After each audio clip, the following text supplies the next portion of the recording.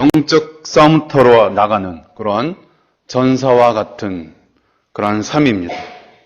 오늘 기드온과 이 300용서가 그러했던 것처럼 이 시대를 살아가는 성도들은 영적 싸움을 하는 사단과 치열한 영적 전쟁을 치루어야만 하는 것입니다.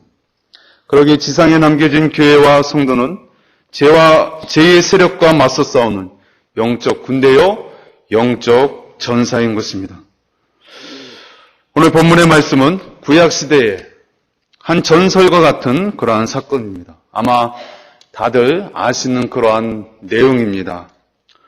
오늘 그런데 이 사건은 구약 성경에서 끝나는 것이 아니라 오늘날 우리에게도 여전히 도전과 교훈을 주는 말씀인 것입니다. 왜 하나님께서 많은 사람이 있었음에도 불구하고 오직 300명만을 택해서 이 미디안 전투를 허락하셨는가? 이 사건을 통해서 주는 메시지가 무엇인지 우리가 살펴보기를 원합니다. 오늘 본문 사사기 7장 7절에 이렇게 말씀하고 있습니다. 여호와께서 기드온에게 이르시되 내가 이 물을 핥아 먹은 300명으로 너희를 구원하며 미디안을 내 손에 넘겨주리니 남은 백성은 각각 자기의 젖으로 돌아갈 것이니라 하시니.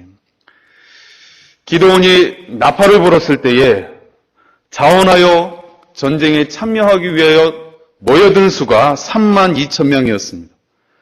그런데 어찌된 일인지 하나님께서 그 수가 많다 하였습니다. 그래서 하나님은 이 기드온으로 하여금 시험 문제를 내어서 오직 300명만을 남기고 모두 돌아가게 하였습니다. 성도 여러분, 한번 생각해 보시기 바랍니다. 산술적으로 지금 싸우겠다라고 모여든 이스라엘 군사의 숫자, 즉 32,000명, 이 전원을 가지고도 지금 미디안 군대와 싸우기에는 턱없이 부족한 숫자입니다. 왜냐하면 지금 이 미디안 군사가 모여있는 숫자를 보면 13만 5천여 명이나 됩니다. 어떻게 알 수 있느냐? 뒤에 사사기 8장 10절에 보면 나중에 이제 이스라엘과 이 전투를 통해서 이 많은 미디안 군사의 수가 전사하게 되어지는데 그 수가 12만이요. 남은 군사가 15,000이라고 했습니다. 그러니까 적어도 지금 미디안 군사가 13만 5천 명 이상이 지금 모여 있다라는 것을 말해주고 있는 것입니다. 그렇게 많은 적들과 지금 상대해야 하는데 지금 모여든 군사로 모집된 이스라엘 군사의 수는 3만 2천 명입니다. 그런데 그것도 많다 하여서 300명만 추려서 지금 미디안과 싸워야 하는 입장인 것입니다. 이것을 계산해 보면 이스라엘 군사 한 사람당 450명, 무려 지금 450명 1대 450을 상대해야 하는 그러한 전쟁인 것입니다. 산술적으로는 도저히 게임이 되지 않는 그러한 전쟁인 것입니다. 그런데 왜 하나님께서는 지금 모여든 숫자만으로도 턱없이 부족한데 왜 300명만 남겨두고 다 물러가라고 하셨을까요? 그것은 하나님의 일은, 하나님이 하시는 그러한 일들은 사람이 하는 것이 아니라 하나님 자신이 한다라는 것을 보여주기 위함인 것입니다. 즉, 전쟁은 사람에게 속한 것이 아니라 어떤 능력 있는 어떠한 장수에 속한 것이 아니라 하나님께 속했음을 명명백백하게 보여주기 위해서 하나님이 그렇게 하셨다고 하는 사실입니다. 오늘 하나님께서는 이제 마침내 모여든 이스라엘의 3만 2천 명의 그 군사들 중에서 300명을 추리기 위해서 시험 문제를 내고 있습니다. 먼저는 기드온을 시켜서 누구든지 두렵고 떠는 자들은 이 길르앗산에서 떠나가라라고 하였습니다. 즉 두려워 떠는 자들은 하나님의 전투에 합당하지 않다는 것입니다. 우리의 영적 전투도 마찬가지입니다. 십자가에 군병된 우리가 두려워 떨면서 영적 전투를 감당한다면 그것은 질 수밖에 없는 것이죠. 하나님은 기드온에게 다시 말씀하십니다. 남겨진 10,000명으로도 너무 많다. 두려워서 떠는 자들 이제 다 가라고 하였는데 다 가고 10,000명이 남았습니다. 그래서 이 10,000명에서 다시 300명을 추리기 위해서 두 번째 시험 문제를 내는데요. 그 관문은 하루셈 물가에서 이제 두 번째 시험 문제가 주어졌습니다. 그것이 무엇입니까? 그 10,000명의 군사들이 이 하루셈 물가에서 물을 먹게 하였는데 그 물을 먹는 모습을 보고 하나님이 추리겠다라는 것입니다. 거기에서 보니까 이 10,000명의 이스라엘 군사들이 물을 먹는데 크게 세 가지 유형으로 나뉘어지게 되었습니다. 첫 번째는 말씀에도 있는 것과 같이 마치 개처럼 혀로 핥아서 정신없이 먹는 사람과 또 한 부류는 무릎을 꿇고 물을 먹는 사람, 그리고 또 한 부류는 적들을 경계하면서 손으로 물을 받아서 먹는 그러한 부류의 사람들이 있었습니다.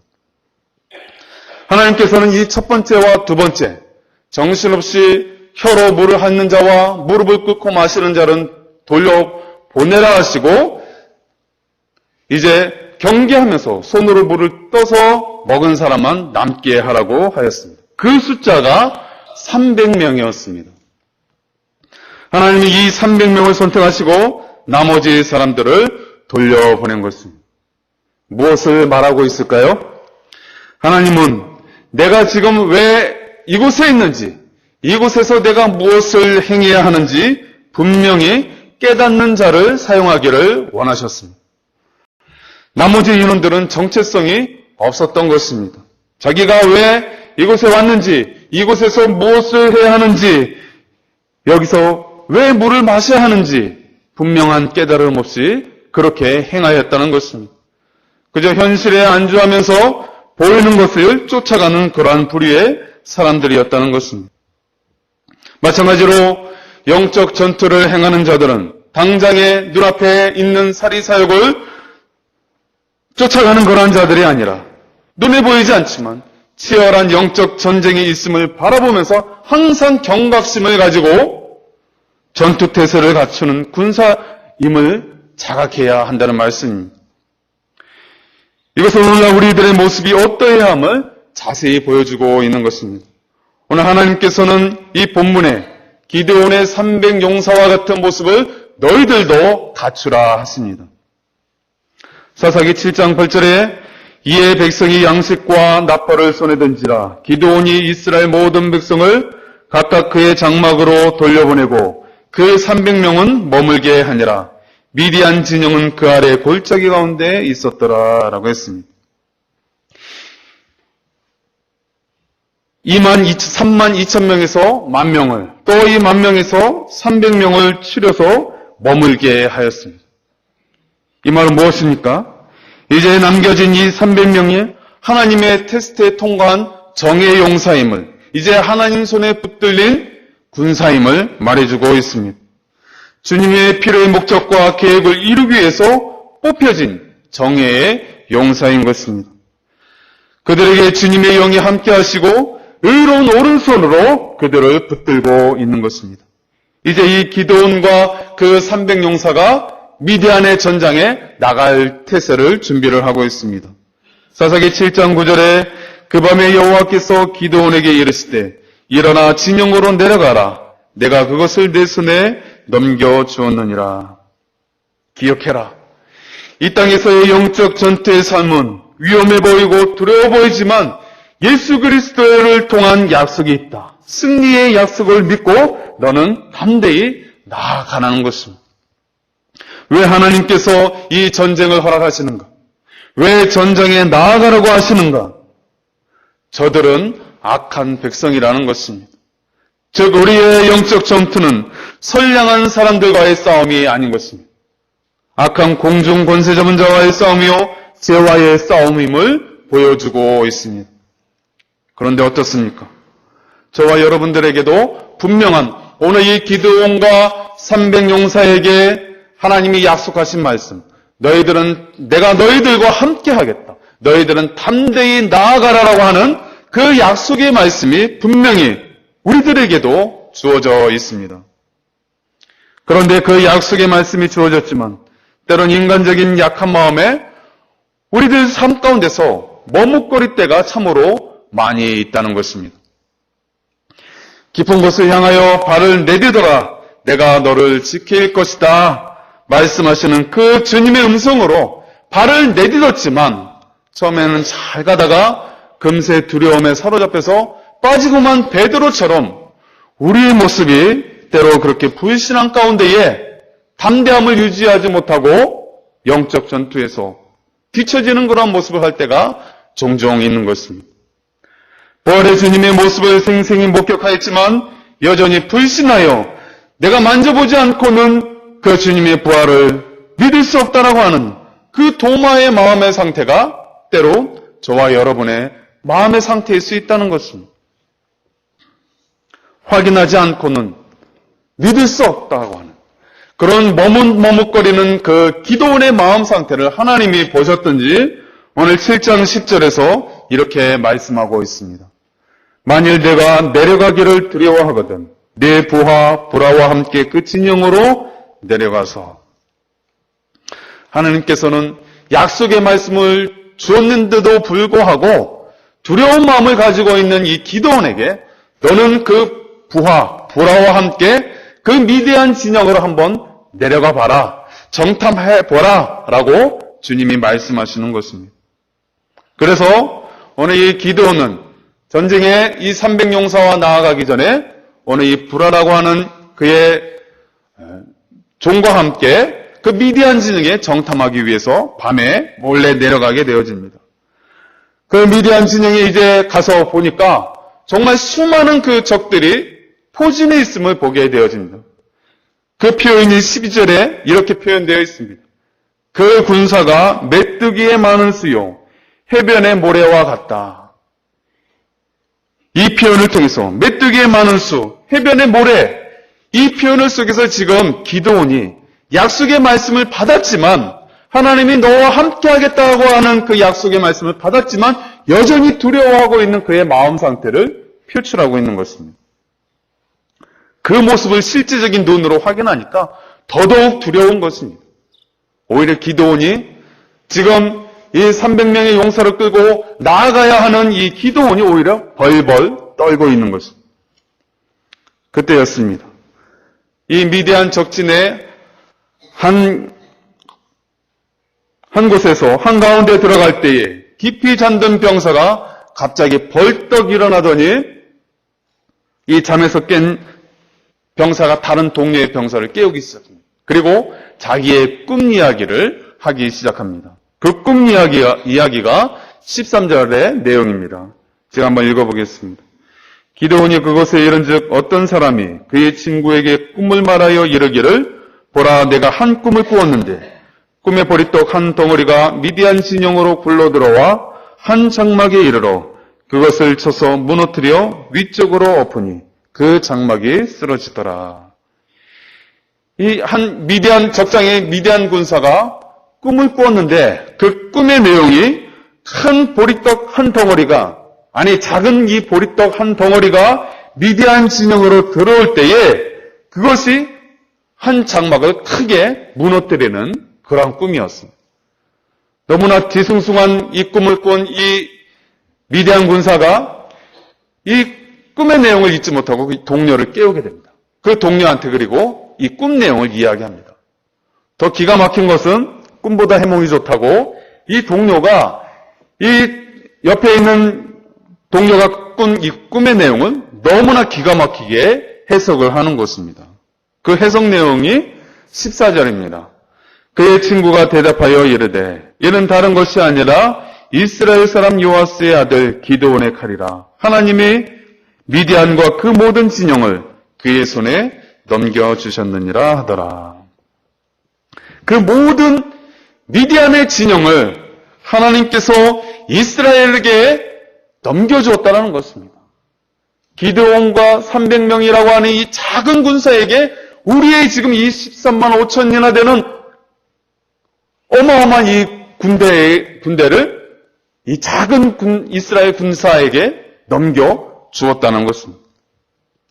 그날 밤 꿈의 내용을 적진의 병사가 구체적으로 이 기드온에게 알려줌으로 인해서 이 기드온은 하나님의 약속의 말씀을 적진에서부터 듣게 된 것입니다. 여러분 한번 상상해 보시기 바랍니다. 그 꿈의 내용을 적진 한가운데서 지금 기드온이 들었습니다. 그것도 일개 병사의 꿈 내용을 지금 들은 것입니다. 그 꿈 내용은 그냥 개꿈 정도가 아니라 분명한 하나님의 약속의 말씀이었습니다. 내가 너와 함께 하겠다. 내가 너와 300용사에게 저 많은 메뚜기와 같고 해변의 모래와 같은 저 많은 13만 5천의 미디안 군사를 내 손에 붙이겠다라고 하는 것을 적진에서 일개 병사의 목소리로 들은 것입니다. 즉 하나님의 음성이었습니다. 얼마나 겸언쩍고 멋쩍었겠습니까? 하나님이 나타나셔서 그렇게 약속을 해주었음에도 불구하고 벌벌 떨고 있는 이 기드온에게 적진에 들어가서 일개 한 병사의 그 꿈 내용을 통해서 다시 하나님의 음성을 들은 것입니다. 여러분 이거 무슨 말씀일까요? 주의 군사된 영적 이 시대 가운데 영적인 군사로 모집된 저와 여러분들이 하나님의 약속의 말씀을 믿지 아니하고 그 말씀을 온전히 행하지 아니하면 어떻게 하신다고요? 여호수아 8장에 이런 말씀이 있습니다. 너희가 내 이름을 찬양하지 아니하고 내 이름들을 전하지 아니하면 돌들을 통해서라도 내가 소리 지르게 하겠다. 이런 말씀이 있습니다. 우리가 전하지 아니하고 우리가 주의 말씀을 행하지 아니하면 영적 군사로 모집된 저와 여러분들이 두려움에 떨고 있게 되어진다면 돌들을 통해서 소리 지르게 만든다고 하셨습니다. 지금 이 기드온이 지금 그런 돌들이 소리 지르는 것과 같은 체험을 하고 있는 것입니다. 얼마나 창피할까요? 얼마나 겸언쩍었겠습니까? 깨달음을 얻은 이 기드온은 하나님 앞에 회개하고 하나님께 경배하기에 이르릅니다. 오늘 이 꿈의 내용은 기드온과 300용사 너희는 보리떡 한 덩어리와 같은 연약한 자들이다. 그러나 그 연약한 자들은 내가 너희들을 붙들고 너희들과 함께할 때 그 적진이 격파되었던 것처럼 내가 큰 승리를 너희에게 안겨줄 것이다. 약속의 사인인 것입니다. 그렇습니다. 오늘날 영적 싸움을 하는 저와 여러분들에게 오늘 이 기드온에게 보여준 이 표적이 그대로 적용되는 줄 믿습니다. 우리는 담대한 그 믿음을 가지고 나아가기만 하면 되는 것입니다. 우리에게 어떤 표적이 있습니까? 우리에게는 지금 기드온이 그 밤에 적장에 가서 본 그 표적보다 더 위대하고 더 기가 막힌 약속의 말씀과 약속의 표적이 있습니다. 그 표적은 다른 것이 아니라 바로 예수 그리스도의 십자가인 것입니다. 2000년 전에 예수 그리스도께서 십자가에 달려 돌아가실 때에 예수님은 그 발꿈치가 조금 상하였지만 사단은 그 머리가 완전히 격파된 것입니다. 예수님은 3일 만에 부활하셔서 승리하셨지만 사단은 완전히 맥을 못 추고 이제 죽게 되었던 것입니다. 오늘 그와 같은 예수님의 승리의 표적을 저와 여러분들이 가지고 있다는 사실을 우리는 늘 기억해야 할 것입니다. 이제 마침내 이 기드온과 300용사는 주의 약속의 말씀과 표적을 붙들고 적장으로 나아갑니다. 그러나 그들의 손에 들고 있는 것은 미미한 것입니다. 현상적으로는 미미한 것입니다. 바로 빈 항아리와 그 안에 든 횃불이 전부입니다. 변변한 그런 무기 하나 없습니다. 단지 빈 항아리에 든 횃불이 그들의 무기의 전부였습니다. 그러나 그들은 약속의 말씀을 듣고 이제 담대하게 나아갑니다. 100명씩 3개 분대로 나뉘어서 그 밤에 적장으로 나아가고 있습니다. 시간은 이경초, 즉 밤 10시에서 11시 사이가 되어집니다. 이때 이들은 횃불 안에 든 항아리 안에 든 이 횃불을 들고 나아갈 때 여호와를 위하라, 기드온을 위하라 외치면서 나아가기 시작합니다. 그리고 일제히 그 항아리를 부수고 횃불을 높이 들고 그 적장 한가운데로 나팔을 불면서 나아가고 있습니다. 그때 비로소 하나님이 일하기 시작합니다. 그들이 항아리를 부수고 횃불을 일제히 높이 들고 있을 때에 하나님이 일을 하시는데요. 어떤 일입니까? 하나님이 싸우기 시작하는 것입니다. 기드온과 300용사가 직접 싸우는 것이 아니라 하나님이 전쟁하기 시작하는 것입니다. 어떻게 해요? 그 안에서 큰 혼란이 일어나게 되어집니다. 즉, 이 미디안의 연합군사들이 13만 5천 명이나 되는 이 거대한 군사들이 자기들끼리 싸우는 것입니다. 하나님의 영이 그들을 혼미케 만드니까 자기들끼리 서로 치고받고 싸우면서 죽게 되더라는 것입니다. 그 밤에 자기들끼리 싸움으로 12만 명이 죽임을 당했다라고 사사기 8장 10절이 전하고 있습니다. 그 밤에 하나님께서 이 기드온의 300용사와 함께 하시자 그 항아리 안에 든 그 횃불을 높이 들었을 때에 성령의 불이 작동하기 시작한 것입니다. 그리고 그들이 분 나팔 소리는 천군 천사를 동원하는 나팔 소리가 된 것입니다. 주님의 일하심을 그들이 목도하면서 그들의 정신이 혼미해지면서 자기들끼리 싸우면서 그렇게 무참히 패하게 된 것입니다. 그리고 오늘 이후의 말씀에 이 기드온과 300용사가 이 12만 명이 대파시키고 나머지 군사를 쫓아가는 그러한 내용으로 오늘 본문의 말씀 이후로 이어지고 있습니다. 그렇다면 오늘 이 사건이 주는 영적인 교훈이 무엇인지 우리 다시 한번 확인하시고 오늘 말씀을 마무리하기를 원합니다. 오늘 이 구약의 기록은 선민 아브라함과 그 자손의 기록입니다. 뿐만 아니라 다윗과 예수 그리스도의 세계를 보여주고 있습니다. 즉 구원의 역사에 대해서 성경은 우리에게 증거해주고 있습니다. 이스라엘 백성이 이방인들에게 침략을 받았을 때 전쟁을 승리로 이끌었던 이 놀라운 역사는 신약에 이르러 교회와 성도들의 진정한 싸움이 어디에 있는지 극명하게 보여주고 있습니다. 그것은 다른 것이 아니라 이 세상의 싸움은 혈과 육에 관한 싸움이 아니고 바로 어둠과 정사와 공중권세 전문자와의 싸움이라고 말씀해 주고 있습니다. 즉 사단과의 싸움이라는 것입니다. 저와 여러분들을 기드온의 300용사처럼 영적인 군사로 모집하여 수호교회로 우리를 불러 모으셨을 때에는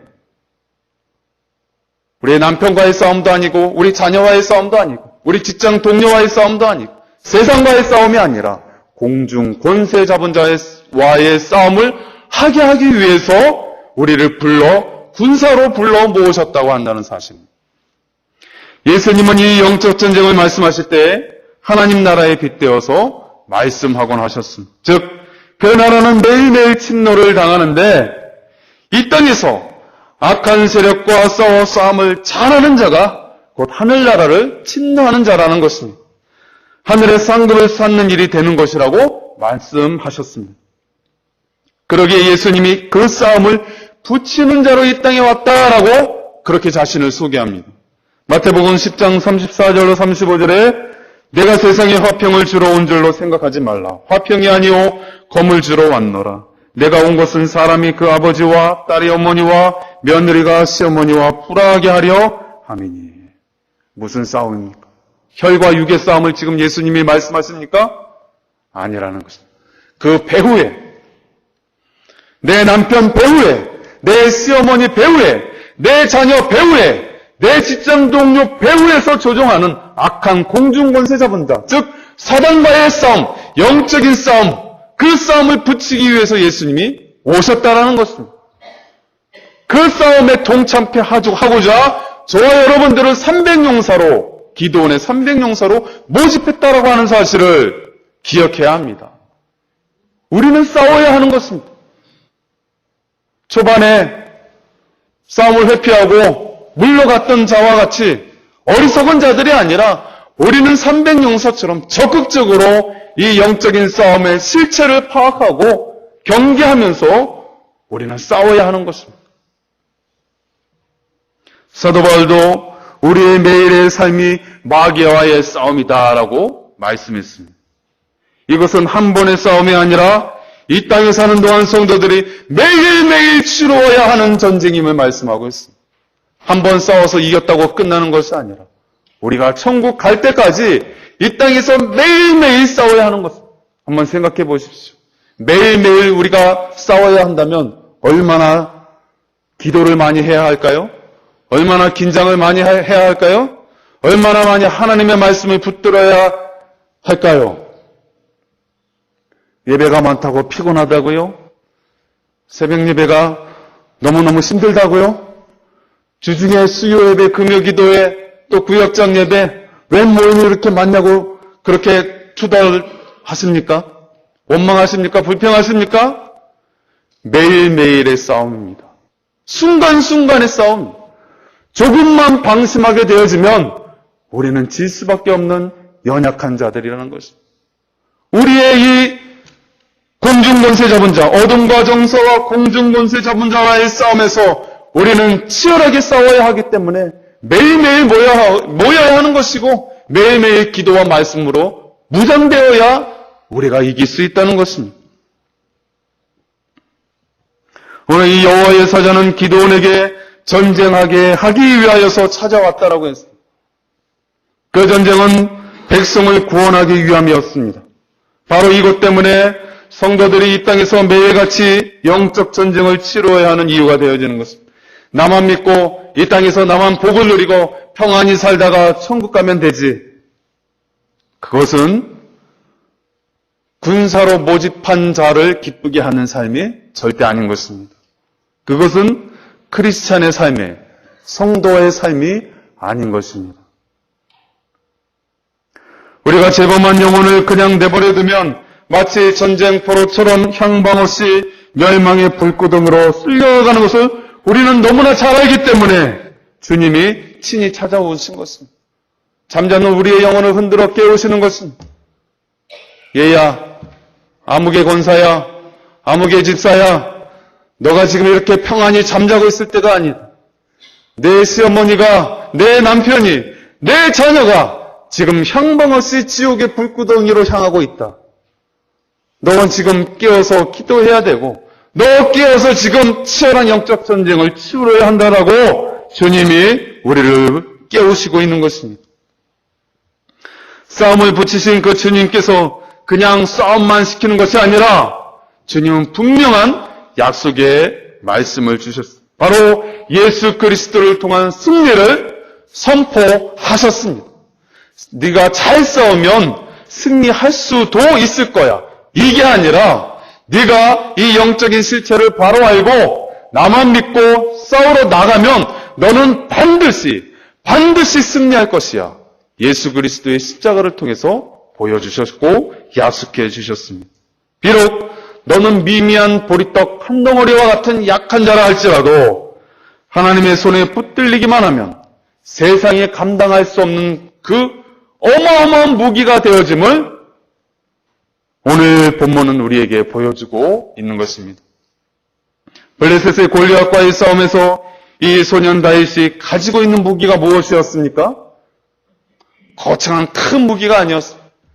보잘것없는 물맷돌 몇 개가 전부였습니다. 그러나 그는 보이지 않는 그 이면에 놀라운 무기가 있었습니다.